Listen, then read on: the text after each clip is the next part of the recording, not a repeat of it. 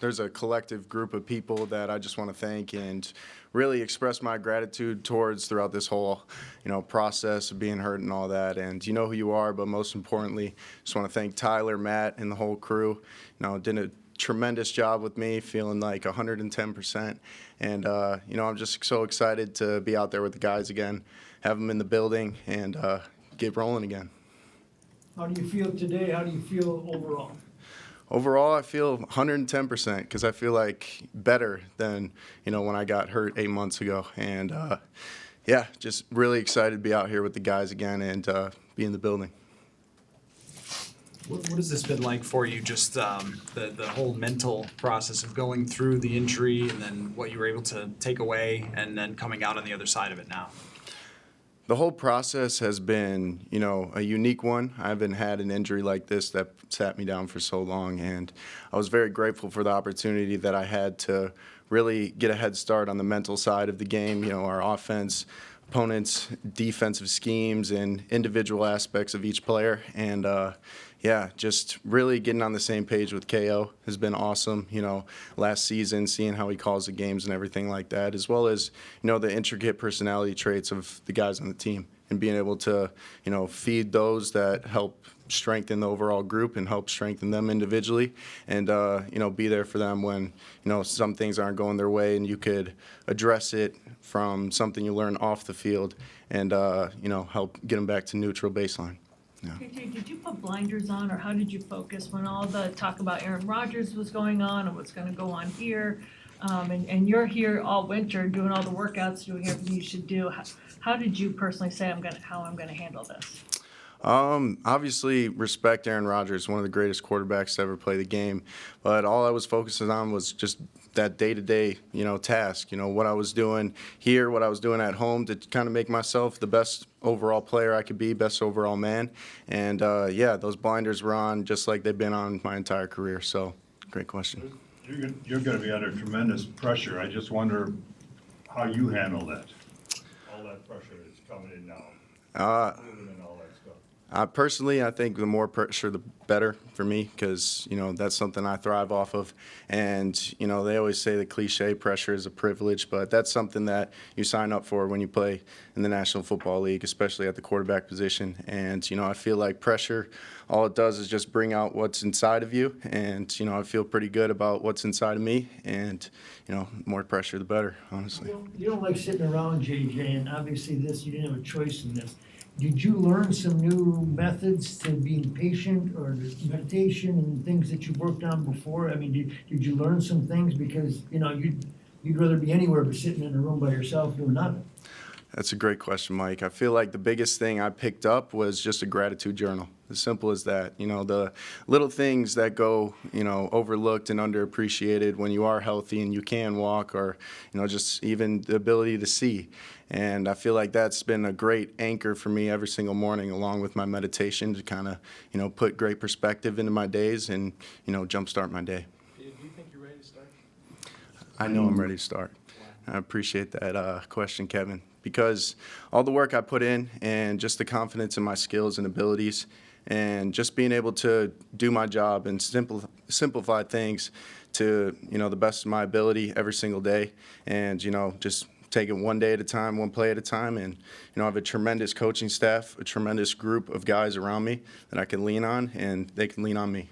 Along those lines, what do you think about the team that's built around you in terms of the offensive line? They did work on receivers, defense, all that. It's amazing. I mean, they did a tremendous job, from the defensive side of the ball too, all the way up into offensive line, running backs we added, and just being able to, get the most out of the Minnesota Vikings. That's what I feel like, Kwesi and KO are doing, and I'm here for it. JJ, Kevin talked a little bit last week about the throwing program that they had you on, and just the volume of throws that you had. What day, or if you can remember, was there a juncture where you felt like, I'm all the way back and can handle the workload here? I couldn't point out a day because I felt like I was back the second I started throwing. I was always itching to get out there and, get after it, and I kind of always felt better than, what I was supposed to feel. But, I can't really pick out a day. It just felt amazing every time I stepped out on the field. How far back can you trace that kind of mentality of embracing the pressure? saying it's good for you? Like, can you remember, like, high school youth, like, kind of realizing that was how you thrived?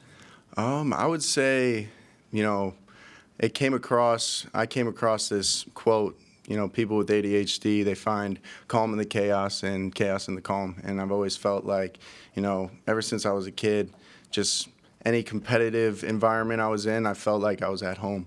And, obviously playing at Michigan and, there's 110,000 and you're one of the most prominent, universities out there. I feel like that's where I feel most comfortable is when, the lights are the brightest, the stage is, the biggest stage out there. And, I know it's going to be a lot more of that to come. JJ, why did you lose as much weight as you did during the rehab process? I think some people saw you on TV one of those weeks and were kind of surprised that they'd seen you before, that you looked a lot different. Yeah, it was just the combination of, not moving at all, not working out. I'm somebody that needs to work out in order to put on weight. So, I'm back up to 215, exactly where I want to be. And, it's amazing how fast it, kind of peaks and valleys. But feel like I'm in a really comfortable spot and just kind of maintaining from here. How low did you get? I was pretty low, probably like, in the high 180s range. But, that's just kind of normal. Put it on like within 2.5 weeks once I started working out again. So, yeah. JJ, what stood out most, I'm just like listening to Kevin call games, but what did you learn most from kind of hearing the audio that kind of up close in person? It's a great question, Alec. The thing I learned the most was just his mindset on, how he's setting up certain plays, how he's handling the situation. He always talks about, like, I'll manage the game, you manage the play. And just being able to really understand, his overall objective going into each drive and each game. And I'd say it was just, truly a gift and a blessing to be able to be on the sidelines for all those opportunities to really just intricately dissect what he was doing out there. And it was good in a stress-free environment, that's for sure. JJ, I know that this isn't surprising to you, like you've obviously built relationships with all of your teammates, but we were talking with John Grenard earlier and he was just saying, like, we're all standing 10 toes, like, beside JJ, like, behind JJ. I guess just what does it mean to have, like, that much support throughout the locker room, from older vets and whatnot? It means the world, because that's like the number one thing you need to have to be on a successful team is everyone standing 10 toes for each other. And I could sit up here and say that every single guy in that room, every single person in this facility, I feel the same way. And, just especially coming from the defensive side, that means so much. And, I can't wait to go out there and show them and not just tell them. JJ, how do you go about building chemistry with Justin Jefferson this offseason? More reps, the better. On the field, off the field, as much time as I can to spend around him.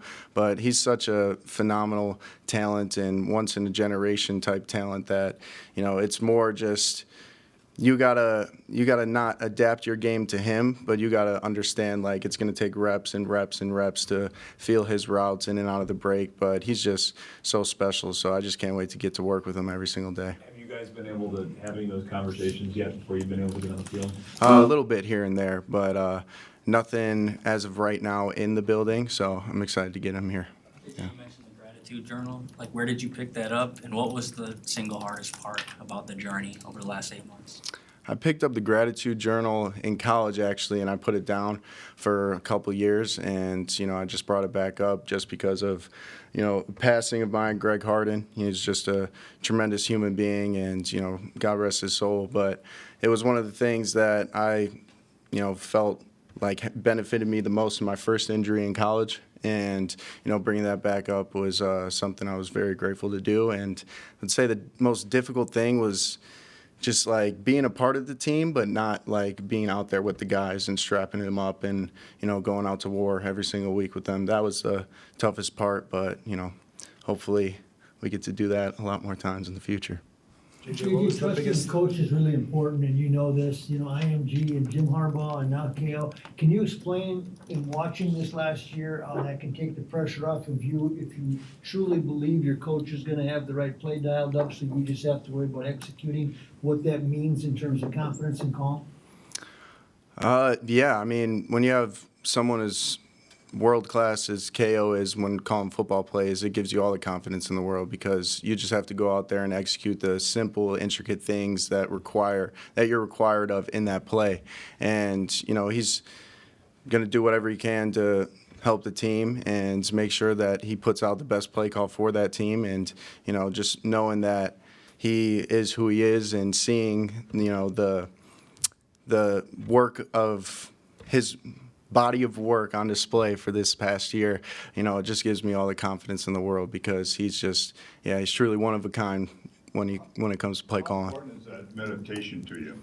Extremely. Yeah, it's something that just keeps me neutral, somewhere where I could come from a response, not react type of state. And, it's something that I feel like just always is there for me whenever I need it, in times like this, in times on the field, in times, when things aren't going great at home, you could use it everywhere. Do you do it daily? Yes, sir.